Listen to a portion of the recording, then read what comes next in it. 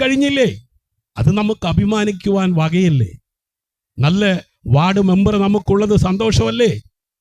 നല്ല ഒരു ഗവൺമെന്റ് നമുക്കുള്ളത് സന്തോഷമല്ലേ? നല്ല ലൈറ്റുകളും നല്ല റോഡുകളും നല്ല വീടുകളും ഒക്കെ നമുക്ക് ലഭിപ്പാൻ തക്കവണ്ണം ഒത്തിരി പേരുടെ കഠിനാധ്വാനം അല്ലേ? നമ്മുടെ ഇന്ത്യ ഒരു കാലത്ത് അടിമത്വത്തിൽ കടന്ന ഒരു കാലമുണ്ടായിരുന്നു. ഗാന്ധിജി എന്ന് പറയുന്ന ആ നല്ല മനുഷ്യൻ ഈ ഭൂമിയിൽ ജനിച്ചതുകൊണ്ട് അദ്ദേഹത്തിന്റെ വീടിനും ചുറ്റും ഉണ്ടായ ആ പ്രദേശത്തിനോ മാത്രമല്ല, ഇന്ത്യയിലുള്ള സകല ജനങ്ങൾക്കും സ്വാതന്ത്ര്യം അനുഭവിപ്പാൻ ആ മനുഷ്യൻ മുഖാന്തരം ഇടയായെന്ന്. ബാബുജിയെ കണ്ടിട്ടില്ലാത്ത, ബാബുജിയെ നേരിൽ അറിഞ്ഞിട്ടില്ലാത്ത ഇവിടെ പിറന്നു വീഴുന്ന ഓരോ കുഞ്ഞും ഇന്ന് ഗാന്ധിജിയെ കുറിച്ച് പഠിക്കുന്നില്ലേ? എന്തുകൊണ്ടാ? അദ്ദേഹം നല്ലൊരു മനുഷ്യനായി ജനിച്ചത് കൊണ്ടാണോ? അദ്ദേഹത്തിന്റെ നല്ല പ്രവർത്തനങ്ങൾ കൊണ്ടാണോ? അദ്ദേഹം സമൂഹത്തിന് എന്താണ് അദ്ദേഹത്തിന് ഈ ഭൂമിയിൽ ജീവിച്ചിരിക്കുവാൻ അവസരം ലഭിച്ചപ്പോൾ ചെയ്യുവാൻ ഇടയായി തീർന്നത്? ആ നല്ല മനുഷ്യനെ കൊന്നുകളഞ്ഞ ലോകത്താ ഞാനും നിങ്ങളും ആയിരിക്കുന്നത്. സത്യം നിങ്ങൾ അറിയുകയും സത്യം നിങ്ങളെ സ്വതന്ത്രരാക്കുകയും ചെയ്യും. എന്താണ് സത്യം? അസത്തോമാ സത്യമയ. അസത്യത്തിൽ നിന്നും സത്യത്തിലേക്ക് നയിക്കുന്ന ദൈവം എവിടെയാണ്? ആരാണ്? അങ്ങനെ ഒരു ദൈവമുണ്ടെങ്കിൽ ആ ദൈവത്തിന് മാത്രമേ ഞങ്ങളുടെ തലമുറയെ സത്യത്തിലേക്ക് നയിക്കുവാൻ കഴിയത്തുള്ളൂ. ഇവിടുത്തെ സാംസ്കാരിക ശാസ്ത്രീയ കണ്ടുപിടുത്തങ്ങൾക്കോ മത പണ്ഡിതന്മാർക്കോ രാഷ്ട്രീയ നേതാക്കന്മാർക്കോ കവിവരന്മാർക്കോ ഇന്ന് മദ്യത്തിനും മയക്കുമരുന്നിനും ദുശീലങ്ങൾക്കും അടിമപ്പെട്ട് തകർന്നുകൊണ്ടിരിക്കുന്ന തലമുറയെ നേരായ പാതയിലേക്ക്, ആ വെളിച്ചത്തിലേക്ക്, ആ സത്യത്തിലേക്ക്, ആ ജീവനിലേക്ക് നയിക്കുവാൻ കഴിയുന്നുണ്ടോ? ആത്മഹത്യ പെരുകിക്കൊണ്ടിരിക്കുകയല്ലേ? അപ്പൊ എക്കാലത്തും നമ്മുടെ നാട്ടിൽ നല്ലവരുടെ സേവനം, നല്ലവരുടെ ജനനം, നല്ലവരുടെ ഇടപെടല് എക്കാലത്തും നാടിനും രാജ്യത്തിനും നമുക്കും ഒക്കെ നല്ലതല്ലേ? ഈ വർഷത്തിന്റെ ഏതാണ്ട് ഒടുവിലത്തെ ദിവസങ്ങളിലേക്ക് നാം എത്തിയിരിക്കുകയാ. ഈ വർഷത്തെ നാം പറഞ്ഞു വിടുമ്പോൾ മറ്റൊരു വർഷം സ്വീകരിക്കുവാനായിട്ട് ലോകം ഒരുങ്ങിക്കൊണ്ടിരിക്കുകയാ. വർഷങ്ങൾ കഴിഞ്ഞു പോകുന്തോറും മാറ്റങ്ങൾ സംഭവിച്ചു കൊണ്ടിരിക്കുന്നു. പ്രിയരെ, 2025 നമ്മെ വിട്ട് കടന്നു പോകുമ്പോൾ നമ്മുടെ ജീവിതത്തിലേക്ക് തിരിഞ്ഞു നോക്കിയാൽ എന്തെല്ലാം കഷ്ടങ്ങൾ, എന്തെല്ലാം നഷ്ടങ്ങൾ, എന്തെല്ലാം വേദനകൾ അല്ലേ? ഇന്നലെ കണ്ട പലരെയും ഇന്ന് നമുക്ക് കാണുവാൻ കഴിയുന്നില്ല. നമ്മുടെ വീട്ടിലെ പലരും ഇന്ന് നമ്മുടെ കൂടെ ഇല്ല. അതൊക്കെ നമുക്ക് അസമാധാനമല്ലേ? അങ്ങനെ അസമാധാനത്തിൽ കഴിയുന്ന മാനവകുലത്തിന് സമാധാനവും സന്തോഷവും കൈവരിപ്പാൻ എങ്ങനെയാണ് കഴിയുന്നത്? ലാളിച്ചു വളർത്തി വലുതാക്കിയ തലമുറകളെ നാളെ നല്ല നിലയിൽ കാണണമെന്ന് ആഗ്രഹിച്ച മാതാക്കൾ, പിതാക്കൾ 4 ഭിത്തിക്കകത്ത് അവരുടെ ഓർമ്മകൾ അയവിറക്കി കണ്ണുനീരും ദുഃഖവും നിരാശയും പേറി കഴിയുകയല്ലേ? പള്ളിയില്ലാഞ്ഞിട്ടോ, പള്ളിക്കൂടമില്ലാഞ്ഞിട്ടോ, മതമില്ലാഞ്ഞിട്ടോ, മത പണ്ഡിതന്മാരില്ലാഞ്ഞിട്ടോ, വർഗവർണ്ണ വ്യത്യാസമെന്നെ, ജാതിമെന്നെ, മദ്യപാനവും ലൈംഗിക അരാജകത്വങ്ങളും ജീവിത നൈരാശ്യങ്ങളും ആത്മഹത്യകളും കൊലപാതകങ്ങളും ഒളിച്ചോട്ടങ്ങളും എല്ലാം മനുഷ്യനെ തകർത്തുകൊണ്ടിരിക്കുമ്പോൾ ആ തകർച്ചയിൽ നിന്ന് മനുഷ്യനെ പിന്തിരിപ്പിക്കുവാൻ ആർക്കാണ് കഴിയുക? മരണമെന്ന ആ 3 അക്ഷരത്തിലൂടെ എല്ലാവരെയും കരയിപ്പിച്ചുകൊണ്ട് ഇവിടുന്ന് കടന്നു പോകേണ്ടവരാണ് മനുഷ്യനെന്ന് കാലം തെളിയിച്ചു കൊണ്ടിരിക്കുകയാ. മരണം നിശ്ചയമാ, സമയം നിശ്ചയമല്ല. മരണത്തിന് പ്രായം ഒരു വിഷയമല്ല. പ്രിയരെ, ജനിച്ചാൽ ഒരിക്കൽ മരിക്കണം. എന്നാൽ മരണം കൊണ്ട് ജീവിതം അവസാനിക്കുന്നില്ല. 6 അടി മണ്ണ് കൊണ്ട് ജീവിതം അവസാനിക്കുന്നില്ല. അതിനപ്പുറത്തേക്കൊരു ജീവിതമുണ്ടെന്ന് എല്ലാവരും വിശ്വസിക്കുന്നു. അതുകൊണ്ടല്ലേ മരണം കഴിയുമ്പോൾ അതുമായി ബന്ധപ്പെട്ട് ചില ചടങ്ങുകളും ക്രിയകളും ഒക്കെ നടത്തുന്നത്. ഇന്ന് ഓടിക്കൊണ്ടിരിക്കുന്ന വാഹനം കത്തുന്നു. ടാറ്റ കാണിച്ച് ജോലിക്ക് പോയ ഭർത്താവ് വഴിയിൽ കുഴഞ്ഞു വീഴുന്നു. സുബോധത്തോടെ വാഹനം ഓടിച്ചു പോകുന്ന വ്യക്തിയെ അതേ മദ്യലഹരിയിൽ വാഹനം ഓടിച്ചു വരുന്നവർ ഇടിച്ചു വീഴ്ത്തി ആക്സിഡന്റിൽ തകരുന്നു. അങ്ങനെ ഈ KS റോഡിൽ എത്രയോ ഭവനങ്ങളിൽ അകാലത്തിൽ പൊലിഞ്ഞുപോയ പ്രിയപ്പെട്ടവരുടെ ഓർമ്മ അയവിറക്കി കഴിയുന്ന എത്രയോ കുടുംബങ്ങളുണ്ട്. എത്രയോ മാതാപിതാക്കൾ നഷ്ടപ്പെട്ടു, എത്രയോ ഭാര്യ ഭർത്താക്കന്മാർ നഷ്ടപ്പെട്ടു, എത്രയോ കുഞ്ഞുങ്ങൾ നഷ്ടപ്പെട്ടു. പ്രിയരെ, ഈ തലമുറയെ ഈ നാശത്തിലേക്ക് വലിച്ചിഴയ്ക്കുന്ന, ഇരുളിന്റെ മറവിൽ വ്യാപരിക്കുന്ന തിന്മയുടെ ഉറവിടമായ ആ ബന്ധനത്തിനകത്ത് നിന്ന് മനുഷ്യനെ മോചിപ്പിക്കുവാൻ ആർക്കാണ് കഴിയുന്നത്? തുടർന്ന് നിങ്ങളുടെ വിലപ്പെട്ട അല്പസമയം ഇവിടെ കേൾക്കുവാൻ പോകുന്ന ഗാനത്തിലൂടെ, കാണുവാൻ പോകുന്ന ആക്ഷൻ സോങ്ങിലൂടെ, തുടർന്നുള്ള പ്രഭാഷണത്തിലൂടെ പങ്കുവെച്ച് അടുത്ത ഗ്രാമത്തിലേക്ക് ഞങ്ങൾ കടന്നു പോകുവാൻ ആഗ്രഹിക്കുകയാണ്. പ്രിയ കുഞ്ഞുങ്ങൾ, ഇപ്പോൾ നിങ്ങൾക്കായി മനോഹരമായ ഗാനവും ആക്ഷൻ സോങ്ങും അവതരിപ്പിക്കുന്നതായിരിക്കും.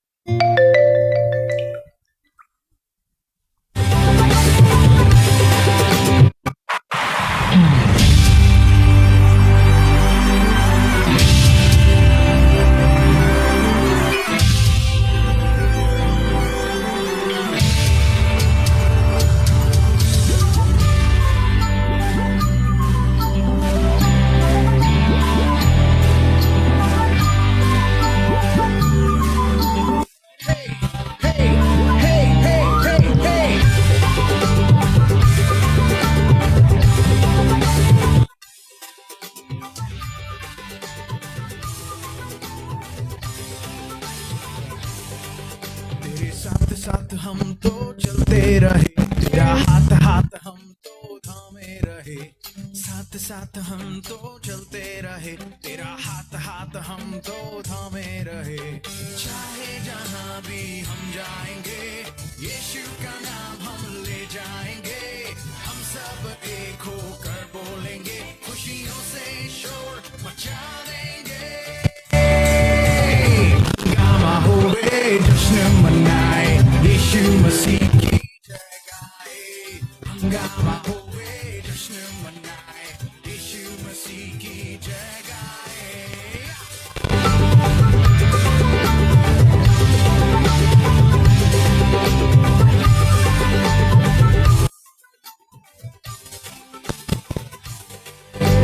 सीटी बजाओ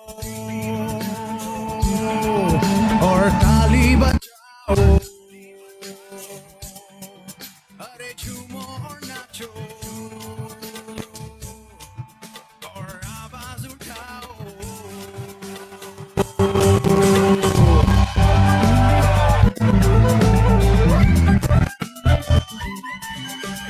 सीटी बजाओ और ताली बजाओ, झूमो और नाचो और आवाज उठाओ।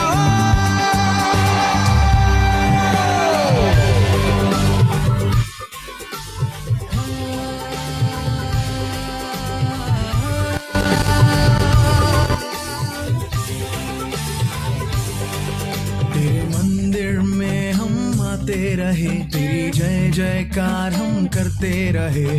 मंदिर में हम आते रहे, तेरी जय जयकार हम करते रहे। चाहे जहां भी हम जाएंगे, यीशु का नाम हम ले जाएंगे। हम सब एक होकर बोलेंगे, खुशियों से शोर मचा देंगे। हंगामा होवे, जश्न मनाए, यीशु मसीह की जय गाए। हंगामा होवे, जश्न मनाए, यीशु मसीह की जय गाए। हंगामा होवे, जश्न मनाए, यीशु मसीह की जय गाए। हंगामा होवे, जश्न मनाए, यीशु मसीह की जय गाए।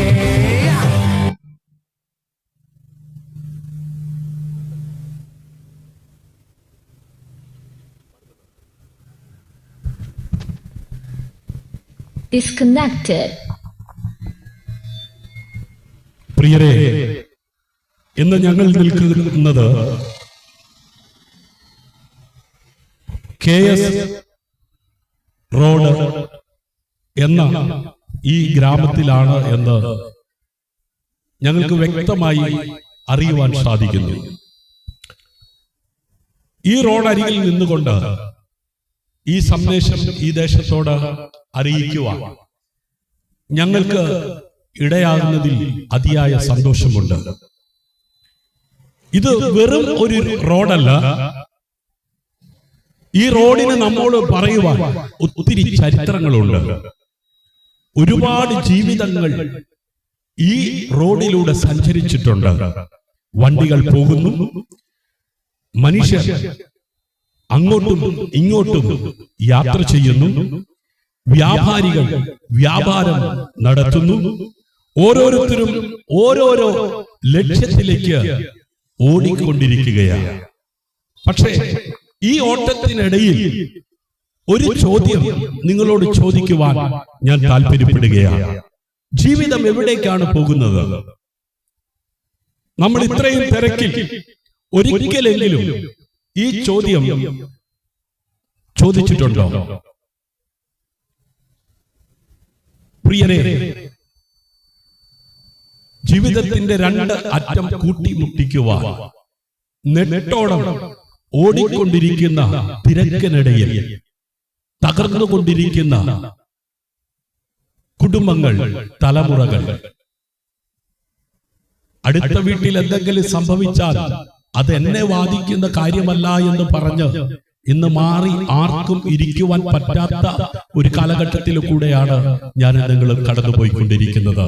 കാരണം അടുത്ത വീട്ടിൽ സംഭവിക്കുന്ന അതേ അനുഭവം, അതേ അവസ്ഥ നമ്മുടെ വീട്ടിൽ സംഭവിച്ചു കൊണ്ടിരിക്കുകയാണ്. പ്രിയരെ, ഇങ്ങനെ ആയിരിക്കുന്ന സാഹചര്യത്തിൽ ഈ സന്ദേശത്തിന്റെ പ്രസക്തി എന്തെന്ന് ചോദിച്ചാൽ, KS റോഡ് വളരെ പുരോഗമനങ്ങൾ കൈവരിച്ചു. ഈ നാട്ടിൽ ഒത്തിരി നല്ല ആളുകളും ഒത്തിരി നല്ല വീടുകളും ഒക്കെ നമുക്ക് കാണുവാൻ കഴിയുന്നുണ്ട്. എന്നാൽ ജോലിയില്ലാതെ ഭാരപ്പെടുന്ന പ്രിയപ്പെട്ടവർ ഈ നാട്ടിലില്ലേ? ജോലി ഉള്ളവർ ഉള്ളപ്പോൾ തന്നെ ജോലിയില്ലാത്തവരില്ലേ? ജോലിക്ക് വേണ്ടി ഈ റോഡിലൂടെ സഞ്ചരിക്കുന്നവരില്ലേ? അതുപോലെ കടബാധ്യതകൾ ഉള്ളവരില്ലേ? യുവാക്കൾ വിദ്യാഭ്യാസം കഴിഞ്ഞു, ആഗ്രഹിച്ചതുപോലെ ജോലിയില്ല, ആഗ്രഹിച്ചതുപോലെ ഒന്നും നടക്കുന്നില്ല. അതുകൊണ്ട് നിരാശരായി കഴിയുന്ന സഞ്ചരിക്കുന്ന യുവാക്കളില്ലേ?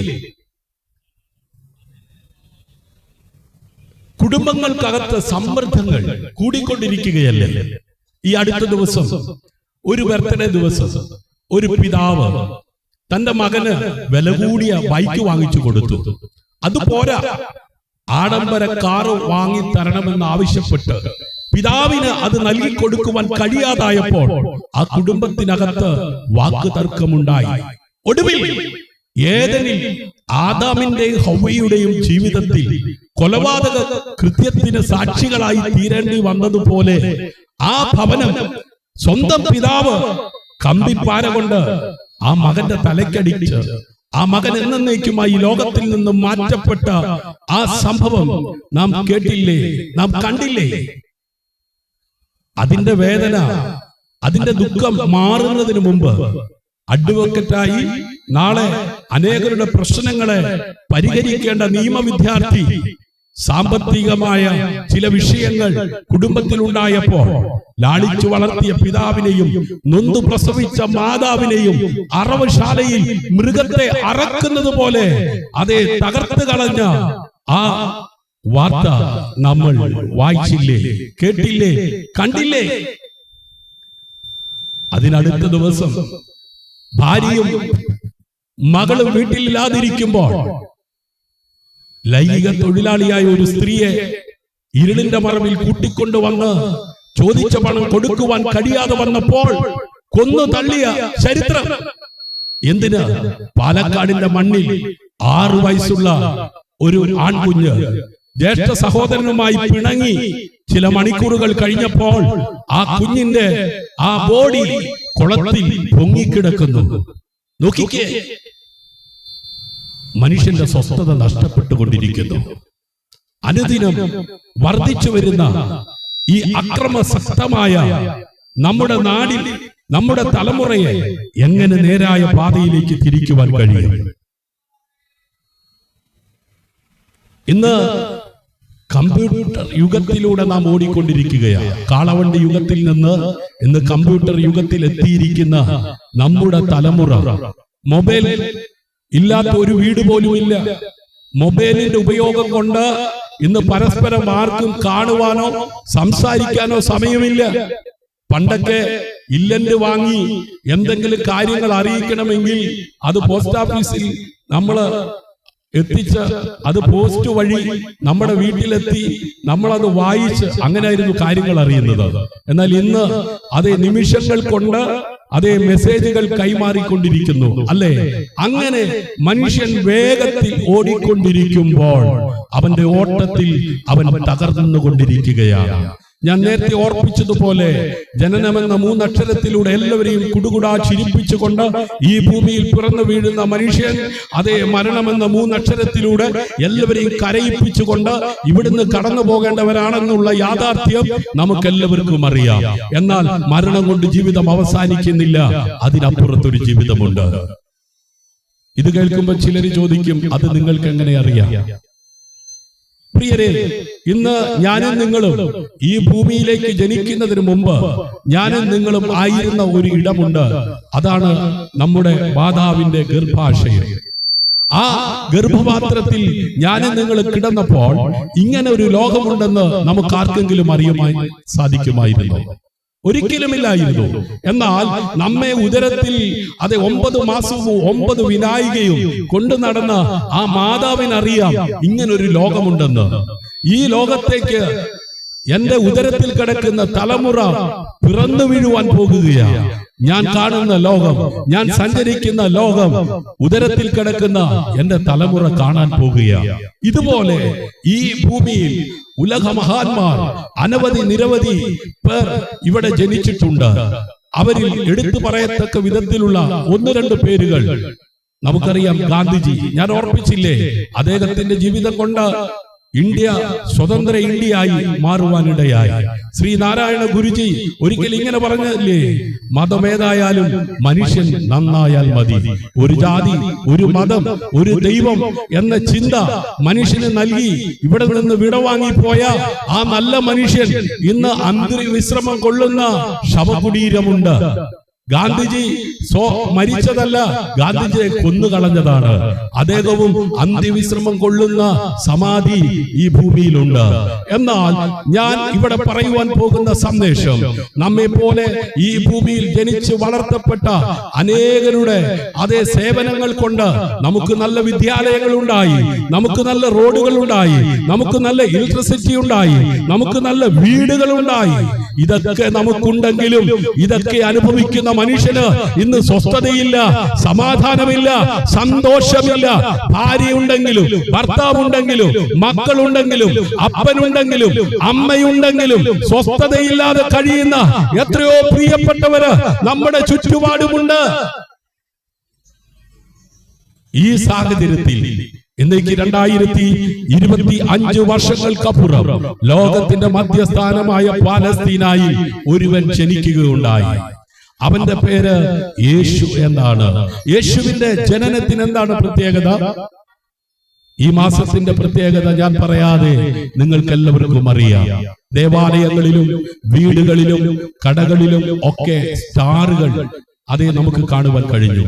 വിശുദ്ധ ബൈബിൾ പറയുന്നു, നക്ഷത്രം കണ്ടതുകൊണ്ട് അവർ അത്യന്തം സന്തോഷിച്ചു. എന്തുകൊണ്ടാണ് നക്ഷത്രം കണ്ടതുകൊണ്ട് സന്തോഷിക്കുവാൻ ഇടയായത്? നക്ഷത്രം ഒരു വഴികാട്ടിയായിരുന്നു. എവിടേക്കുള്ള വഴിയായിരുന്നെന്നറിയാമോ? യേശു ജനിച്ച ഇടത്തേക്കുള്ള വഴികാട്ടിയായിരുന്നു. യേശു ജനിച്ചു എന്നുള്ളത് ആർക്കും നിഷേധിക്കുവാൻ കഴിയാത്ത ഒരു ചരിത്ര സംഭവമാണ്. കാലഘട്ടത്തെ AD എന്നും BC എന്നും രണ്ടായി തിരിച്ചുകൊണ്ട് ഇന്നും ചരിത്രത്തിൽ നിലകൊള്ളുന്ന ചരിത്ര അതേ പുരുഷനാണ് യേശു. യേശു എന്ന വാക്കിനർത്ഥം രക്ഷിക്കുന്നവരെന്ന. എന്തിനാ യേശു ലോകത്തിന്റെ മധ്യസ്ഥാനമായ പാലസ്തീനായിൽ ജനിച്ചത്? എല്ലാ മനുഷ്യർക്കും വേണ്ടി, എല്ലാവരുടെയും പ്രശ്നങ്ങൾക്കും വേണ്ടി അതേ പരിഹാരം നൽകുവാൻ. അതേ, ഞാൻ നേരത്തെ ചോദിച്ച ചോദ്യം അസതോമ സദ്ഗമയ, അസത്യം നിറഞ്ഞ ലോകത്തിൽ സാക്ഷാൽ സത്യവാനായ ദൈവമേ അങ്ങ് എവിടെയാണ്? തമസോമ ജ്യോതിർഗമയ, ഇരുൾ വാഴുന്ന ലോകത്തിൽ സാക്ഷാൽ വെളിച്ചമായ ദൈവമേ അങ്ങ് എവിടെയാണ്? മൃത്യോമ അമൃതംഗമയ, മരണം വാഴുന്ന ലോകത്തിൽ സാക്ഷാൽ ജീവനായ ദൈവമേ അങ്ങ് എവിടെയാണ്? യേശു ഈ ലോകത്തിലായിരുന്നപ്പോൾ ഇങ്ങനെ പറഞ്ഞു, ഞാൻ ലോകത്തിന്റെ വെളിച്ചമാണ്, ഞാൻ വഴിയും സത്യവും ജീവനുമാണ്. എവിടേക്കുള്ള വഴിയാണ്? എന്താണ് സത്യം? എന്താണ് ജീവൻ? പ്രിയരെ, യേശു ജനിച്ചത് എവിടെയാ? രാജമാളികയിലല്ല, ശാന്തമായ ആശ്രമത്തിലല്ല, ഇതുപോലെ ഒരു വഴിയോരത്താണ്. വഴി അമ്പലത്തിൽ സ്ഥലമില്ലായകയാൽ അവൻ വഴിയിൽ ജനിച്ചു. അവനെ കിടത്തുവാൻ ഇടമില്ലായകയാൽ ഒരു പുൽത്തൊട്ടിയിൽ കിടത്തി. പുൽത്തൊട്ടിയിൽ കിടത്തിയത് കൊണ്ട് പിന്നീട് യേശു ജനിച്ചത് പുൽത്തൊട്ടിയിലാണെന്ന് ചിന്തിച്ച് അനേകർ ആണ്ടിലാണ്ടിൽ എന്ത് ചെയ്യുക? പുൽത്തൊട്ടി ഉണ്ടാക്കുകയാണ്. പ്രിയരെ, യേശുവിന്റെ ജനനം കേവലം ആണ്ടിലാണ്ടിൽ ആഘോഷിച്ച് പര്യവസാനിപ്പിക്കുവാനുള്ളതല്ല. ഒരിക്കലായി ജനിച്ച യേശു എന്തിനു വേണ്ടി ജനിച്ചു? ദൈവം സൃഷ്ടിച്ച മനുഷ്യൻ ദൈവം കൊടുത്ത കൽപ്പന ലംഘിച്ച, ചെയ്യരുതെന്ന് പറഞ്ഞ കാര്യം ചെയ്ത് ദൈവത്തിൽ നിന്ന് അകന്നുപോയി അവരുടെ ജീവിതം കഷ്ടവും നഷ്ടവും വേദനയും നിരാശയും നിറഞ്ഞതായി. ദൈവവുമായിട്ടുള്ള കൂട്ടായ്മ നഷ്ടപ്പെട്ടു. അങ്ങനെയായിരുന്ന മനുഷ്യന്റെ ജീവിതത്തിൽ അവൻ പ്രതീക്ഷിക്കാത്ത പലതും സംഭവിച്ചു. എന്നാൽ ദൈവം തന്നെ ഈ മനുഷ്യനെ ദൈവത്തിങ്കലേക്ക് അടുപ്പിക്കുവാൻ പല പദ്ധതി ആവിഷ്കരിച്ചു. നോഹ എന്ന് പറയുന്ന മനുഷ്യനെ ഈ ഭൂമിയിൽ ദൈവം തെരഞ്ഞെടുത്തു. വിശുദ്ധ ബൈബിൾ പറയുന്നു നോഹയ്ക്ക് ദൈവത്തിന്റെ കൃപ ലഭിച്ചെന്ന്. എന്താ കൃപ? അർഹതയില്ലാത്ത സ്ഥാനത്ത് ലഭിക്കുന്ന ഒന്നാണ് കൃപ. അങ്ങനെ കൃപ ലഭിച്ച നോഹ ഇതുപോലെ തെരുവിൽ നിന്ന് പ്രസംഗിക്കാൻ തുടങ്ങി. ഒരു ന്യായവിധി വരാൻ പോകുകയാണ്. എന്താ ന്യായവിധി? മനുഷ്യന്റെ ഹൃദയം ദുഷ്ടതയുള്ളതാണെന്നും ദുഷ്ടത കൊണ്ട് നിറഞ്ഞിരിക്കുന്നതാണെന്നും ദൈവം കണ്ടിട്ട് ഈ ഭൂമിയെ ദൈവം നശിപ്പിക്കുവാൻ ആഗ്രഹിച്ചു. അങ്ങനെ ഒരു പ്രളയം അതേ വരുവാൻ പോകുന്നു. ആ പ്രളയത്തിനകത്ത് നിന്ന് രക്ഷ പ്രാപിപ്പാൻ ആഗ്രഹിക്കുന്നവർ ഈ പെട്ടകത്തിൽ പ്രവേശിക്കണം എന്ന് നോഹ പ്രസംഗിച്ചു. പെട്ടകമോ? നോഹ പെട്ടകം പണി തുടങ്ങി. പെട്ടകം പണിയുമ്പോ പലരും കളിയാക്കി, ഇതെന്തിനാണ് ഈ പെട്ടകം? നോഹയ്ക്ക് വേറെ പണിയൊന്നും ഇല്ലാത്തത് കൊണ്ട് പണിയാണെന്ന് പലരും പറഞ്ഞു. നോഹ പെട്ടകം പണിയുന്നതോടൊപ്പം അതേ നീതി പ്രസംഗി എന്ന നോഹയെ കുറിച്ച് പറയുന്നത്. നോഹ പ്രസംഗിച്ചു, ഇതാ ഒരു മഴ പെയ്യുവാൻ പോകുകയാ. മഴയെ കുറിച്ച് കേട്ടിട്ടില്ലാത്ത അന്നേ കാലത്ത് ജീവിച്ചിരുന്ന മനുഷ്യർ നോഹയെ കളിയാക്കുവാൻ തുടങ്ങി. പക്ഷേ നോഹ ഇതൊക്കെ ചെയ്യാൻ കാരണം നോഹയ്ക്ക് കൃപ കൊടുത്ത ദൈവം പറഞ്ഞിട്ടാണ്. ദൈവം പറഞ്ഞ മാതൃകയിൽ, ദൈവം പറഞ്ഞ ആളുകൾ, ദൈവം പറഞ്ഞതുപോലെ നോഹ പെട്ടകം പണിതു. പെട്ടകത്തിന്റെ പണി പൂർത്തിയായപ്പോൾ ദൈവം പറഞ്ഞതുപോലെ ആഴിയെ തുറന്നു. മഴ പെയ്യാൻ തുടങ്ങി. ലോകം വെള്ളത്താൽ നിറയപ്പെട്ടു. പെട്ടകം അതേ വെള്ളത്തിന്റെ മുകളിൽ ഉയരുവാൻ തുടങ്ങി. നോഹയും കുടുംബവും മാത്രം ആ പെട്ടകത്തിൽ പ്രവേശിച്ചു. അരാരത്ത് പർവ്വതത്തിൽ പെട്ടകം ഉറച്ചു. അങ്ങനെ പെട്ടകം അതേ തുറന്ന് ഈ ഭൂമിയിൽ ജീവിക്കുവാൻ തുടങ്ങിയ ആ നോഹയുടെ വംശാവലി ഭൂമിയിൽ നിറഞ്ഞു. അങ്ങനെ ലോകം വെട്ടിപ്പിടിക്കുവാൻ വ്യഗ്രതയിൽ ഓടി പലരും തകർന്നുകൊണ്ടേയിരുന്നു. പ്രവാചകന്മാരെ അയച്ചു നോക്കി. മനുഷ്യൻ ദൈവത്തിങ്കിലേക്ക് തിരിയുവാൻ മനസ്സ് വെക്കാതിരുന്നപ്പോ ദൈവത്തിന്റെ പദ്ധതിയും പ്രകാരം ലോകരക്ഷകനായ യേശു ക്രിസ്തുവിനെ ഈ ഭൂമിയിലേക്ക് അയക്കുവാനിടയായി. അതേ വിശുദ്ധ ബൈബിൾ പറയുന്നു, വചനം ജഡമായി നമ്മുടെ ഇടയിൽ കൃപയും സത്യവും നിറഞ്ഞവനായി പാർത്തു. അപ്പോ കർത്താവായ യേശു ക്രിസ്തുവിന്റെ ജനനം പാപം ചെയ്ത മനുഷ്യനെ ദൈവത്തിങ്കിലേക്ക് തിരിക്കുവാനാണ്. കാലം തികഞ്ഞു, ദൈവരാജ്യം സമീപിച്ചിരിക്കുകയാൽ എല്ലാവരും മാനസാന്തരപ്പെട്ട് സുവിശേഷത്തിൽ വിശ്വസിപ്പിൻ എന്ന് അതേ തിരുവെഴുത്ത് പറയുന്നു. അങ്ങനെ ദൈവത്തിൽ നിന്ന് അകന്നുപോയ മനുഷ്യനെ ദൈവത്തിങ്കിലേക്ക് തിരിക്കുവാനാണ് യേശു ഈ ഭൂമിയിൽ ജനിച്ചത്. അങ്ങനെ യേശു മനുഷ്യന്റെ യാഥാർത്ഥ്യത്തിലേക്ക്, അവന്റെ തിരക്കിലേക്കും അവന്റെ അശാന്തിയിലേക്കും ഇറങ്ങി വരുവാനിടയായി. വചനം മാംസമായി നമ്മുടെ ഇടയിൽ പാർത്തു. ദൈവം മനുഷ്യനെ സ്വർഗത്തിലേക്ക് വിളിച്ചില്ല, സ്വർഗം മനുഷ്യന്റെ വഴിയിലേക്കാണ് ഇറങ്ങി വന്നത്. പ്രിയരെ, KS റോഡിലെ ഈ തിരക്കിനിടയിലും ദൈവം പറയുന്നു, ഞാൻ നിനക്കൊപ്പമുണ്ട്. ഇതാണ് ക്രിസ്മസ് നമുക്ക് നൽകുന്ന സന്ദേശം. ഇത് ആഘോഷിച്ച് പര്യവസാനിപ്പിക്കുവാനുള്ളതല്ല. ആണ്ടിലാണ്ടി കുപ്പി പൊട്ടിച്ച് സ്റ്റാറുകൾ തൂക്കി അതിന്റെ പേരിൽ വലിയ ഒരു പണച്ചെലവ് നടത്തി ആഘോഷിക്കുവാനല്ല ക്രിസ്മസ് നമുക്ക് അതേ നൽകുന്ന സന്ദേശം. പിന്നെ എന്താണ് ക്രിസ്മസ്? യേശുവിന്റെ ഈ ലോക ജീവിതവും ഈ ലോക പ്രവർത്തനവും മാനവകുലത്തിന്റെ നന്മയ്ക്ക് വേണ്ടിയാണ്. അവനെ ഇരുളിൽ നിന്ന് വെളിച്ചത്തിലേക്ക് നയിക്കുവാനാണ്. അസമാധാനത്തിലായിരിക്കുന്ന മാനവകുലത്തിന് സമാധാനം നൽകുവാനാണ്. യേശു ജനിച്ചത് കൊണ്ട് മാത്രം ആയില്ല, യേശു ഈ ഭൂമിയിൽ വന്ന് മരിക്കണമായിരുന്നു. അപ്പൊ ചോദിക്കും, യേശു മരിക്കേണ്ടതിന്റെ ആവശ്യകത എന്തായിരുന്നെന്ന്. പ്രിയരെ, തൊഴുത്തിൽ ജനിച്ചില്ല, തൊഴുത്തിൽ എടുത്ത് കിടത്തിയ ആ കുഞ്ഞ് വളർന്നത് തന്റെ മാതാവിനോടും തന്റെ വളർത്തപ്പനായ അതേ ഔസേപ്പിനോടും യോസെഫിനോടും അതേ അവർക്ക് ശേഷമുണ്ടായ തലമുറകളോടുകൂടെ നമ്മെ പോലെ ഈ ഭൂമിയിൽ 33.5 വയസ്സുവരെ യേശു ജീവിക്കുവാൻ തക്കവണ്ണം ഇടയായി. എന്നാൽ 33.5 തിരുവയസ്സ് ആയപ്പോഴേക്കും യേശുവിന്റെ അവസാന നിമിഷങ്ങൾ വളരെ വേദനാജനകമായ നിമിഷങ്ങളായിരുന്നു, സമയങ്ങളായിരുന്നു. യേശുവിനെ ക്രൂശിലേക്ക് അന്നത്തെ റോമൻ പടയാളികൾ വലിച്ചിഴ കൊണ്ടുപോയി. അതേ മനുഷ്യൻ തന്റെ തിരക്കിൽ ദൈവത്തെ മറന്നപ്പോൾ ദൈവം മനുഷ്യനു വേണ്ടി തന്റെ ജീവൻ നൽകുവാനിടയായി. അതാണ് യേശുവിന്റെ ക്രൂശിലെ മരണത്തിലൂടെ ദൈവം മാനവകുലത്തിന് വെളിപ്പെടുത്തിയത്. അതേ യെശയ്യാ പ്രവാചകന്റെ പുസ്തകം 53-ാം അധ്യായം 5-ാം വാക്യത്തിൽ ഇങ്ങനെ വായിക്കുന്നു, അവൻ നമ്മുടെ അകൃത്യങ്ങൾ നിമിത്തം അതേ കുത്തേറ്റു. ഇന്നത്തെ ലോകം പറയുന്നു, സമയം, പണം, സമയവും പണവും അല്ലേ? ലഭിക്കുന്ന സമയം പണമുണ്ടാക്കിയാൽ നാളെ ജീവിക്കാമെന്നുള്ള ഓട്ടത്തിലാണ് മനുഷ്യൻ. അതേ ഉണ്ടാക്കിയ പണം കൊണ്ട് പരിഹരിക്കപ്പെടുവാൻ കഴിയാത്ത വിഷയങ്ങളുമായി അതേ മനുഷ്യൻ അതേ ബന്ധപ്പെട്ടുകൊണ്ടിരിക്കുകയാണ്. പണം അതേ ഒരു പരിധിവരെയേ നമുക്ക് സപ്പോർട്ടാകുന്നുള്ളൂ. പണത്തിന് പരിമിതിയുണ്ട്. അതേ രോഗം ബാധിച്ച് ഹോസ്പിറ്റലിൽ ചെന്ന് കഴിയുമ്പോൾ ഡോക്ടർ പറയും, ഞങ്ങൾ ചെയ്യേണ്ടതൊക്കെ ചെയ്തു, അതേ ഞങ്ങൾക്ക് ഇനി ചെയ്യാൻ ഒന്നുമില്ല. അതേ നിങ്ങൾ വിശ്വസിക്കുന്ന ദൈവം ആരാ, ആ ദൈവത്തെ വിളിച്ച് പ്രാർത്ഥിച്ചോളാൻ പറയും.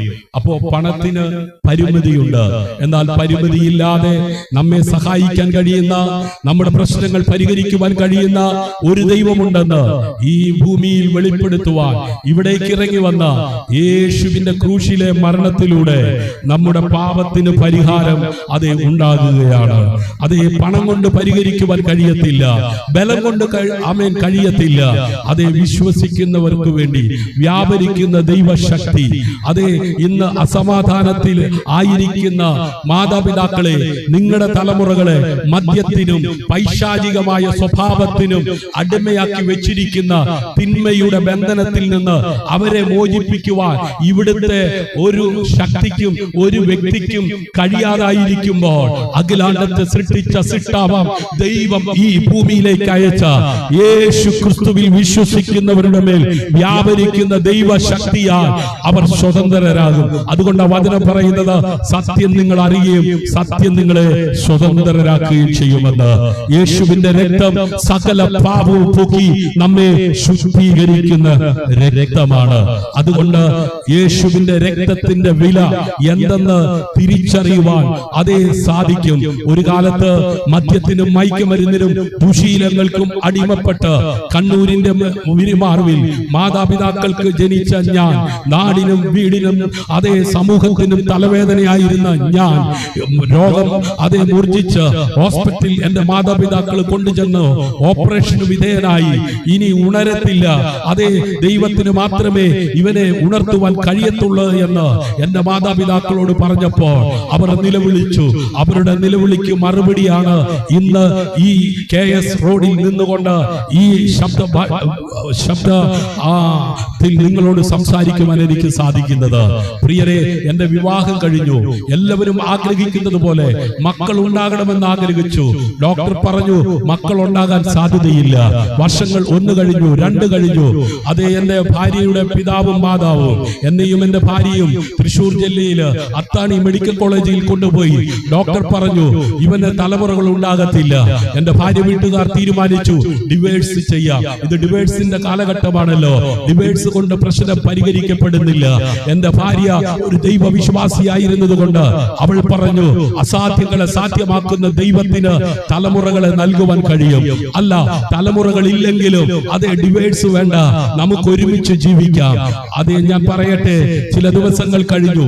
എന്റെ അനുജന്റെ വിവാഹം നടക്കുവാനുള്ള ക്രമീകരണങ്ങൾ അതേ നടന്നുകൊണ്ടിരിക്കുമ്പോ ഞാൻ എന്റെ മാതാവിനോട് പറഞ്ഞു ഞാൻ സൂയിസൈഡ് ചെയ്യും, ഞാൻ ആത്മഹത്യ ചെയ്യും.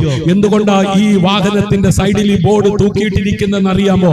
ഇതെന്റെ ജീവിതം അനുഭവമാണ്. ഞാൻ മദ്യപിച്ചു നോക്കി, ഞാൻ കഞ്ചാവ് വലിച്ചു നോക്കി, ഞാൻ ലഹരി പദാർത്ഥം ഉപയോഗിച്ചു നോക്കി, ഞാൻ ആത്മഹത്യക്ക് ശ്രമിച്ചു നോക്കി, ഞാൻ ഒളിച്ചോ നടത്തി നോക്കി. ഇതിലൊന്നും എന്റെ പ്രശ്നം പരിഹരിക്കപ്പെട്ടില്ല. എന്നാൽ ഇതുപോലെ കവലയിൽ നിന്ന് സന്ദേശം പറയുന്നവരെ ഓടിക്കാൻ നോക്കിയ കാലം എന്റെ ജീവിതത്തിൽ ഉണ്ടായിരുന്നു. എന്നാൽ അതേ സന്ദേശം എന്റെ ജീവിതത്തെ മാറ്റിമറിച്ചു. ഒരു നല്ല മകനായി, ഒരു നല്ല ഭർത്താവായി, നല്ല ഒരു അപ്പനായി, നല്ലൊരു പൗരനായി, ഇന്ന് സമൂഹത്തിൽ കൊള്ളാവുന്ന ഒരു വ്യക്തിയായി ജീവിക്കുവാൻ എന്നെ മാറ്റിയ സന്ദേശമാണ് യേശുവിന്റെ സന്ദേശം. പ്രിയരെ, മക്കൾ ഉണ്ടാകത്തില്ല എന്ന് പറഞ്ഞെടുത്ത് എനിക്ക് 2 പെൺകുഞ്ഞുങ്ങൾ ഉണ്ട്. എന്റെ മൂത്ത മോള് 3.5 വർഷത്തിന് ശേഷം എനിക്കുണ്ടായ മൂത്ത മകള്, അവളാണ് ഈ ക്യാമറ ഇവിടെ ഷൂട്ട് ചെയ്തുകൊണ്ടിരിക്കുന്നത്. ഒരിക്കൽ ഞാൻ ഉൾപ്പെട്ടു നിൽക്കുന്ന ചർച്ചിൽ മൈക്രോഫോൺ എടുത്ത് എന്റെ മകൾ ആ ചർച്ചിലിരിക്കുന്ന അതേ ഈശ്വര വിശ്വാസികളായിരിക്കുന്നവരോട് പറഞ്ഞു ഈ പപ്പ പറയുന്നത് ആരും വിശ്വസിക്കരുത്. കാരണം ഞാൻ എങ്ങനെ ഉണ്ടായി, മക്കൾ ഉണ്ടാകാതിരുന്നപ്പോൾ പ്രാർത്ഥിച്ചു ഉണ്ടായതാണെന്ന് പപ്പ പറഞ്ഞത്. എന്നാൽ ഞാനും എന്റെ പപ്പയും മമ്മിയും ഇനി ഒരു കുഞ്ഞുവാവയ്ക്ക് വേണ്ടി പ്രാർത്ഥിച്ചു കൊണ്ടിരിക്കുക. വർഷങ്ങൾ കഴിഞ്ഞു, അതേ ഒരു കുഞ്ഞിനെ കാണുന്നില്ല. ഞാനും എന്റെ ഭാര്യയും മുഖത്തോട് നോക്കി കരയാൻ തുടങ്ങി. കുഞ്ഞിന്റെ ചോദ്യത്തിന് മറുപടി കൊടുക്കുവാൻ കഴിയുന്നില്ല. എന്നെ കേൾക്കുന്ന മാതാപിതാക്കളെ, വിശുദ്ധ ബൈബിളിൽ ഇങ്ങനെ ഒരു സന്ദേശമുണ്ട്. അബ്രഹാം തന്റെ മകനെയും കൊണ്ട് മോറിയ മലയിലേക്ക് പോകുമ്പോൾ മകൻ ചോദിക്കുന്ന ഒരു ചോദ്യമുണ്ട്, അപ്പാ യാഗത്തിനുള്ള മൃഗം എവിടെ? കത്തിയുണ്ട്, തീയുണ്ട്, വിറകുണ്ട്, യാഗത്തിനുള്ള മൃഗം എവിടെ? ഇതുപോലെ ഒരുപക്ഷെ മാതാപിതാക്കൾ ചില ചോദ്യങ്ങൾ ചോദിച്ച് മറുപടി കൊടുക്കുവാൻ കഴിയാതെ ആയിരിക്കുന്ന ആരെങ്കിലും എന്നെ ശ്രവിക്കുന്നുണ്ടെങ്കിൽ ആ ചോദ്യത്തിന് മറുപടി കൊടുക്കുവാൻ നിനക്ക് കഴിയത്തില്ലെങ്കിലും മറുപടി കൊടുക്കുന്ന ഒരു ദൈവമുണ്ട്. അനുഭവത്തിൽ നിന്ന് പറയട്ടെ, അതെ, ചില ദിവസങ്ങൾ കഴിഞ്ഞു, ചില മാസങ്ങൾ കഴിഞ്ഞു. എന്റെ അനുജന്റെ വിവാഹം കഴിഞ്ഞു, അവന് 3 കുഞ്ഞുങ്ങളായി. എന്റെ സഹോദരിയുടെ വിവാഹം കഴിഞ്ഞു, അവൾക്ക് 3 കുഞ്ഞുങ്ങളായി. എനിക്കൊരു മകൾ മാത്രം. എന്നാൽ അവൾക്ക് 9 വയസ്സാകുന്നതിന് മുമ്പ് രണ്ടാമത് ഒരു മകളെ കൂടെ സ്വർഗത്തിലെ ദൈവം എനിക്ക് ദാനമായി നൽകി. പ്രിയരെ, വിളിച്ചാൽ വിളി കേൾക്കുന്ന ഒരു ദൈവമുണ്ട്. അതേ, കണ്ണുനീരിനെ മറികടക്കാത്ത ഒരു ദൈവമുണ്ട്. ഏത് വിഷയത്തിലാ നീ ഭാരപ്പെടുന്നത്? മകന്റെ വഴിവിട്ട ജീവിതമാണോ? മദ്യപാനമാണോ? അതേ, ദുശീലങ്ങളാണോ? അതോ ഭർത്താവിൻ്റെതാണോ? അതോ പിതാവിൻ്റെതാണോ? അതോ മാറാത്ത രോഗമാണോ? അതോ കടബാധിതയാണോ? ഏതാ നിന്നെ അലട്ടിക്കൊണ്ടിരിക്കുന്നത്? ആത്മഹത്യ പരിഹാരമല്ല കേട്ടോ, കൊലപാതകം പരിഹാരമല്ല കേട്ടോ, ഒളിച്ചോട്ടം പരിഹാരമല്ല കേട്ടോ. ശാശ്വതമായ പരിഹാരം നൽകുവാൻ കഴിയുന്ന ഒരു ദൈവമുണ്ട്. ആ ദൈവത്തെ മാനവകുലത്തിന് വെളിപ്പെടുത്തുവാൻ ഈ ഭൂമിയിലേക്ക് ഇറങ്ങി വന്ന കർത്താവായ യേശു ക്രിസ്തുവിൽ വിശ്വസിക്കൂ, എന്നാൽ നീ നിന്റെ കുടുംബവും രക്ഷ പ്രാപിക്കും. പ്രിയരെ, ചിലര് ചോദിക്കും, യേശുവിനെ അറിഞ്ഞിട്ടും ആ കുടുംബത്തിലും ആത്മഹത്യയുണ്ടല്ലോ, ആ കുടുംബത്തിലും പ്രശ്നങ്ങളുണ്ടല്ലോ. പറയാം, ഒരുവൻ ക്രിസ്തുവിലായാൽ അവൻ പുതിയ സൃഷ്ടിയാകുന്നുവെന്ന്. പേര് മാറിയത് കൊണ്ടായില്ല. നമ്മുടെ വീട്ടിലൊരു കുഞ്ഞുണ്ടായാൽ ആ കുഞ്ഞിന്റെ പേര് പഞ്ചായത്തില് ബർത്ത് സർട്ടിഫിക്കറ്റിൽ ചേർക്കുന്നത് പോലെ അടുത്തുള്ള ഏതെങ്കിലും പള്ളിയിൽ പോയി പേര് ചേർത്തത് കൊണ്ടോ, പള്ളിയുടെ രജിസ്റ്ററിനകത്ത് പേരുള്ളത് കൊണ്ടോ നിന്റെ സ്വഭാവം മാറണമെന്നില്ല. മത്തായി എന്ന പേര് മത്തായി നടന്നിട്ട് എന്താ കാര്യം? മത്തായിട്ട് നാടിനും നാട്ടാർക്കും തലവേദനയാകുന്നത് ശരിയാണോ? ഒരിക്കലും ശരിയല്ല. വിശുദ്ധ ബൈബിൾ പറയുന്നു, മദ്യപാനി സ്വർഗരാജ്യം അവകാശമാക്കുകയില്ല. വിശുദ്ധ ബൈബിൾ പറയുന്നു, ക്രിസ്തുവേശുവിലുള്ള ഭാവം തന്നെ നമ്മളിലും ഉണ്ടായിരിക്കണം. പ്രിയരെ, നമ്മുടെ സ്വഭാവത്തിനൊരു മാറ്റമുണ്ടാകണം. എങ്കിൽ മാത്രമേ നമ്മുടെ ജീവിതത്തിൽ സമാധാനം ഉണ്ടാകത്തുള്ളൂ. നാം മുഖാന്തരം നമ്മുടെ ദേശത്ത് സമാധാനം ഉണ്ടാകത്തുള്ളൂ. അങ്ങനെ ഈ യേശു ക്രിസ്തു മരിച്ചു, 3-ാം നാൾ ഉയർത്തെഴുന്നേറ്റു. ലോകം വിചാരിച്ചു മരണം കൊണ്ട് തീർന്നെന്ന്. ഇനി യേശു പുറത്തു വരരുതെന്നുള്ള ഉദ്ദേശത്തോടുകൂടി കല്ലറയുടെ മുമ്പിൽ വലിയൊരു കല്ലുരുട്ടി വെച്ചു, റോമൻ ഇമ്പീരിയൽ മുദ്ര വെച്ചു, 2 പടയാളികളെ നിർത്തി. നോക്കിക്കേ, അന്നത്തെ ആ ഗവൺമെന്റ് ചെയ്തു വെച്ച കാര്യങ്ങള്. ഈ മനുഷ്യൻ ഒരു സാധാരണ മനുഷ്യനല്ല, മരിച്ച ഇടത്തു നിന്ന് എഴുന്നേറ്റ് വരുമെന്നാ പറഞ്ഞത്. അവർക്ക് അത് വിശ്വസിക്കേണ്ടതായി വന്നു. അതുകൊണ്ടല്ലേ അവര് കല്ലുവെച്ചത്, അതുകൊണ്ടല്ലേ അവര് റോമൻ ഇമ്പീരിയൽ മുദ്ര കുത്തിയത്, അതുകൊണ്ടല്ലേ 2 പടയാളികളെ വെച്ചത്. ഇന്നത്തെ ലോകവും ഇത് തന്നെയാണ് ചെയ്തുകൊണ്ടിരിക്കുന്നത്. ഇവര് പ്രാർത്ഥിച്ചാൽ, ഇവര് പ്രസംഗിച്ചാൽ, ഇവര് ഇടപെട്ടാൽ ഇരുളിലിരിക്കുന്ന ജനം വലിയൊരു വെളിച്ചം കാണും. അതുകൊണ്ട് ഇവിടെ പ്രസംഗിക്കരുത്, ഇവിടെ ഈ സന്ദേശം പറയരുത്. അന്നേ കാലത്തും ഇന്നേ കാലത്തും ഒരുപോലെ ഇതിനെതിരെ പ്രശ്നങ്ങൾ ഉണ്ടായിക്കൊണ്ടിരിക്കുമ്പോൾ മരണത്തെയും പാതാളത്തെ അതിജീവിച്ചുകൊണ്ട് 3-ാം നാൾ യേശു ഉയർത്തെഴുന്നേറ്റു. ലോകത്തിൽ മരണത്തിനപ്പുറം ഒരു ജീവിതമുണ്ടെന്ന് മാനവകുലത്തിന് വെളിപ്പെടുത്തി കൊടുത്ത ഏക വ്യക്തി കർത്താവായ യേശു ക്രിസ്തുവാണ്. അതുകൊണ്ട് പ്രിയരെ, മരണാനന്തരം എവിടെയായിരിക്കണമെന്ന് മരിച്ചതിന് ശേഷമല്ല തീരുമാനിക്കേണ്ടത്, ജീവിച്ചിരിക്കുമ്പോൾ തീരുമാനിക്കണം. അതിന് വ്യക്തമായ 2 വ്യക്തിത്വങ്ങൾ വിശുദ്ധ ബൈബിളിൽ കാണുവാൻ കഴിയും. ഒന്ന് ധനവാൻ, മറ്റൊന്ന് ലാസർ. ധനവാൻ ഒത്തിരി സുഹൃത്തുക്കളുള്ളവനായിരുന്നു. ധനവാന്റെ വീട് വലിയ മനോഹരമായിരുന്നു. അദ്ദേഹത്തിന്റെ വാഹനം ആഡംബര വാഹനമായിരുന്നു. അദ്ദേഹം ഒരു ദിവസം മരിച്ചപ്പോൾ ആ നാട്ടിലുള്ള വാർഡ് മെമ്പർ, ആ പഞ്ചായത്തിലുള്ള ആ പഞ്ചായത്ത് പ്രസിഡന്റ്, ആ ജില്ലയിലുള്ള കളക്ടർ, ആ സംസ്ഥാനത്തുള്ള ഉന്നതന്മാർ ഒക്കെ ഈ ധനവാന്റെ വീട്ടിലേക്ക് വന്നു. അദ്ദേഹത്തിന്റെ വീടിന്റെ മുമ്പിലുള്ള റോഡ് മുഴുവൻ വിലപിടിപ്പുള്ള വാഹനങ്ങൾ കൊണ്ട് നിറഞ്ഞു. 4 പേർ കൂടുന്ന കവലകളിലെല്ലാം ആ ധനവാന്റെ ആ ഫ്ലെക്സ് ബോർഡ്, മരണപ്പെട്ട വാർത്ത കാണുവാൻ കഴിഞ്ഞു. അങ്ങനെ വലിയൊരു വിലാപയാത്ര ആ ധനവാനെയും കൊണ്ട് ശ്മശാനത്തിലേക്ക് പോകുകയാണ്. ഇതാ ശ്മശാനത്തിൽ മനോഹരമായ പന്തൽ, ആ പന്തലിന്റെ കീഴിൽ ഇതാ നല്ലൊരു ശവക്കല്ലറ. ഭാര്യയുണ്ട്, മക്കളുണ്ട്, ഉറ്റവരുണ്ട്, ഉടയവരുണ്ട്, സ്വന്തങ്ങളും ബന്ധങ്ങളും എല്ലാം ഉണ്ട്. അവരൊക്കെ ആ കല്ലറയ്ക്കകത്ത് ആ ധനവാനെ അടക്കം ചെയ്തിട്ട് മടങ്ങിപ്പോന്നു. അദ്ദേഹം വെട്ടിപ്പിടിച്ചതൊന്നും, അദ്ദേഹം സ്വരൂപിച്ചതൊന്നും, അദ്ദേഹത്തിന്റെ ബാങ്ക് ബാലൻസ് ഒന്നും ആ ധനവാന്റെ കല്ലറയ്ക്കകത്ത് ആരും വെച്ചില്ല. അദ്ദേഹത്തെ സ്നേഹിച്ച തന്റെ ഭാര്യ, അദ്ദേഹത്തിലൂടെ പിറന്ന തലമുറകൾ, സ്വന്തങ്ങൾ, ബന്ധങ്ങളെല്ലാം ആ കല്ലറയ്ക്കകത്ത് അദ്ദേഹത്തെ ഉപേക്ഷിച്ചിട്ട് തിരികെ പോകുന്നു. ചില ദിവസങ്ങൾ, ചില മണിക്കൂറുകൾ കഴിഞ്ഞപ്പോൾ കുറെ പുഴുക്കൾ ആ ധനവാനെ തിന്നുവാൻ തുടങ്ങി. പ്രിയരെ, ആ ധനവാൻ ഓർമ്മകളിൽ മാത്രമായി. പ്രിയപ്പെട്ടവരെ, ചില ദിവസങ്ങൾ കഴിഞ്ഞപ്പോ ആ നാട്ടിലെ ചിലര് ചോദിച്ചു, ഇവിടെ മറ്റൊരു വ്യക്തിയെ കാണാനില്ലല്ലോ, ലാസർ എന്ന് പറയുന്ന മനുഷ്യനെ കാണാനില്ലല്ലോ. അദ്ദേഹം ദരിദ്രനായിരുന്നു, അദ്ദേഹവും മരിച്ചു.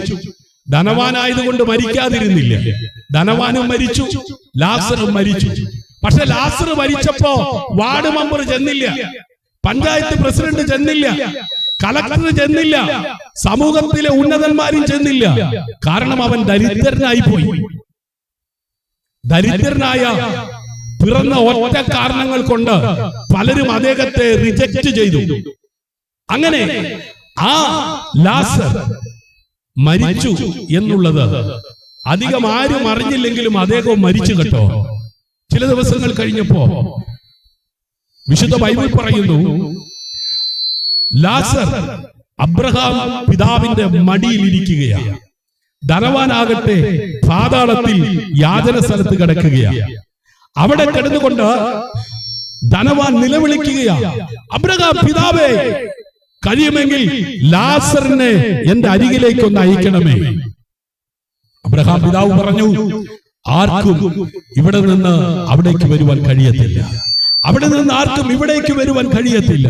അയ്യോ, എനിക്ക് സഹിക്കാൻ പറ്റുന്നില്ല, അസഹിഷ്ണുതമായ അനുഭവമാണ് ഇവിടെ.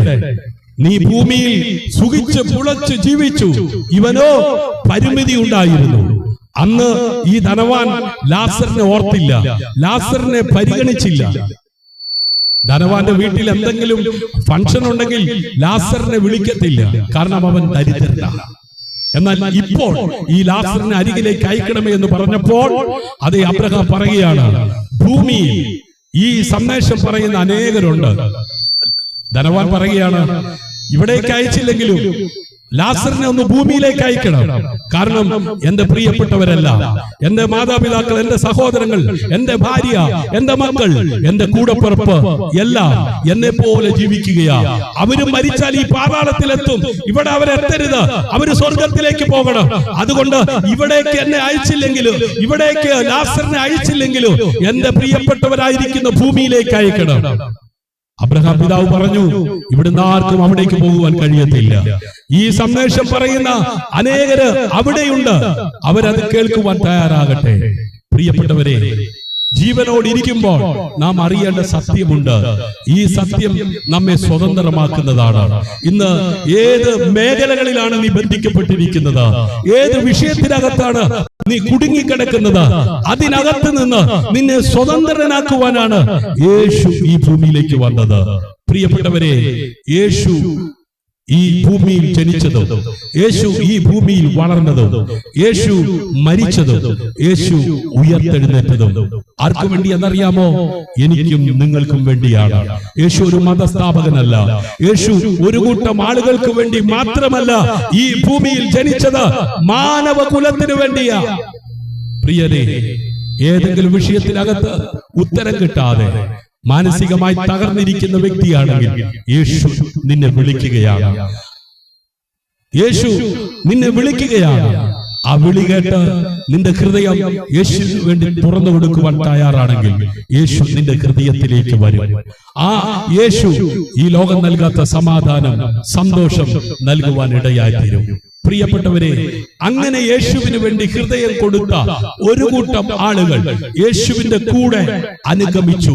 പിൻകാലത്ത് അവരെ ഈ നാട്ടിലുള്ളവർ വിളിച്ചു ക്രിസ്ത്യാനികളെന്ന്. യേശുവിനെ അനുഗമിച്ച ഒരു കൂട്ടം ആളുകളെ ഈ നാട്ടിലുള്ള ആളുകൾ വിളിച്ചു തുടങ്ങി ക്രിസ്ത്യാനികളെന്ന്. ക്രിസ്ത്യാനി എന്ന വാക്കിനർത്ഥം ക്രിസ്തുവിനെ അനുഗമിക്കുന്നവരെന്ന, ക്രിസ്തുവിലുള്ള സ്വഭാവമുള്ളവരെന്ന. ക്രിസ്ത്യാൻ എന്ന പേര് അർഹതയുള്ളവനായിട്ട് ക്രിസ്ത്യാനിയുടെ സ്വഭാവമില്ലാതെ ക്രിസ്തുവിന് അപമാനമായ ജീവിതമാണ് നയിക്കുന്നതെങ്കിൽ വിശുദ്ധ ബൈബിൾ പറയുന്നു, അവനവൻ ശരീരത്തിൽ ഇരിക്കുമ്പോൾ ചെയ്യുന്നതിന് തക്കത് പ്രാപിക്കുവാൻ ന്യായവിസ്താരത്തിന്റെ മുമ്പിൽ നിൽക്കേണ്ടി വരും. നോഹ പ്രസംഗിച്ചതുപോലെ മനുഷ്യപുത്രന്റെ നാളിലും അതേ ദൈവത്തിന്റെ അതേ ന്യായവിധി ഉണ്ടാകുമെന്ന് പറയുന്നത്. അങ്ങനെയെങ്കിൽ ഈ ലോകം ന്യായവിധിക്കായി ഒരുങ്ങുകയാണ്. യേശുവിന്റെ മടങ്ങിവരവിന് വേണ്ടി ഒരുങ്ങുകയാണ്. യേശുവിനെ അനുഗമിച്ച ശിഷ്യന്മാർ ചോദിച്ചു, എപ്പോഴാണ് അത് സംഭവിക്കുക? യേശു ഉയർത്തെഴുന്നേറ്റിട്ട് അതേ ശിഷ്യന്മാർ കാണുക സ്വർഗാരോഹണം ചെയ്യുമ്പോൾ യേശു ചോദിച്ചൊരു ചോദ്യമുണ്ട്. ഗലീല പുരുഷന്മാരെ, നിങ്ങൾ ആകാശത്തേക്ക് നോക്കി നിൽക്കുന്നതെന്ത്? നിങ്ങളെ വിട്ട് സ്വർഗാരോഹണം ചെയ്യുന്ന യേശു പോയതുപോലെ മടങ്ങി വരും. അതെപ്പോൾ സംഭവിക്കും? യുദ്ധങ്ങളും യുദ്ധശ്രുതികളും ക്ഷാമങ്ങളും ഭൂകമ്പങ്ങളും അടിക്കടി വർദ്ധിക്കുമ്പോൾ മനുഷ്യർ സ്വസ്നേഹികളായി, മാതാപിതാക്കളെ അനുസരിക്കാത്തവരായി, വമ്പു പറയുന്നവരായി, ലൈംഗികമായ അരാജകത്വം, ചൂഷണങ്ങൾ, ക്രമക്കേടുകൾ രാജ്യം രാജ്യത്തോടും ദേശം ദേശത്തോടും അപ്പൻ അമ്മയോടും അമ്മ അപ്പനോടും ഒക്കെ എതിരാകുമ്പോൾ മനസ്സിലാക്കിക്കൊള്ളണം, ഇതാ യേശുവിന്റെ മടങ്ങിവരവടുത്തു. പ്രിയരെ, യെരൂശലേം അതിനുവേണ്ടി ഒരുങ്ങിക്കൊണ്ടിരിക്കുകയാണ്. ദേശനിവാസികളെ, നിങ്ങൾ ക്രിസ്മസ് ആഘോഷിക്കുന്നവരാ, ആണ്ടിലാണ്ടിൽ ആഘോഷിക്കുന്നവരാ. ആഘോഷങ്ങൾ മുറ പോലെ നടക്കുന്നുണ്ടെങ്കിലും യേശുവിലൂടെയുള്ള സമാധാനം, സ്വസ്ഥത നിങ്ങൾ അനുഭവിക്കുന്നുണ്ടോ? 3 മണിക്കൂറോ 2 മണിക്കൂറോ കേവലം ഏതെങ്കിലും ഒരു കെട്ടിടത്തിനകത്ത് ഒതുങ്ങി നിൽക്കുന്ന സമാധാനമല്ല യേശു നൽകുന്ന സമാധാനം. 3.5 മണിക്കൂറോ അല്ലെങ്കിൽ 2.5 മണിക്കൂറോ 1 മണിക്കൂറോ മാത്രം കേവലം അനുഭവിക്കാൻ കഴിയുന്ന സമാധാനമല്ല, ശാശ്വതമായ ഒരു സമാധാനം. ഈ ഭൂമിയിൽ ജീവനോടിരിക്കുമ്പോഴും ഈ ജീവൻ വിട്ട് നാം ഇവിടുന്ന് കടന്നുപോയി കഴിഞ്ഞാൽ നിത്യമായി അത് അനുഭവിക്കുവാൻ കഴിയത്തക്ക വിധത്തിൽ ഒരു മാർഗം നമുക്ക് കാണിച്ചു തരുവാനാണ് യേശു ഈ ഭൂമിയിൽ വന്നത്. ആ മാർഗം ഞാൻ സ്വീകരിക്കുവാൻ തയ്യാറായപ്പോൾ എന്റെ ജീവിതത്തിൽ പ്രശ്നങ്ങളില്ലാതെയില്ല. ഒരു പിതാവെന്ന നിലയിൽ, ഒരു മകനെന്ന നിലയിൽ, ഒരു ഭർത്താവെന്ന നിലയിൽ എനിക്ക് ഒത്തിരി ഉത്തരവാദിത്തങ്ങളുണ്ട്. അതുമായി ബന്ധപ്പെട്ട ഒത്തിരി പ്രശ്നങ്ങളുണ്ട്.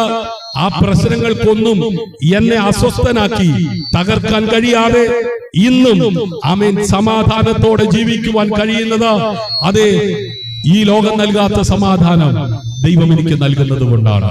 ഇതെനിക്ക് മാത്രമല്ല, എന്നെ പോലെ ഈ ഭൂമിയിലായിരിക്കുന്ന ഏതൊരു മനുഷ്യനും തികച്ചും സൗജന്യമായി അനുഭവിക്കാൻ കഴിയും. അതിന് എന്താണ് ചെയ്യേണ്ടത്? യേശു എന്തിനു വേണ്ടി ജനിച്ചു?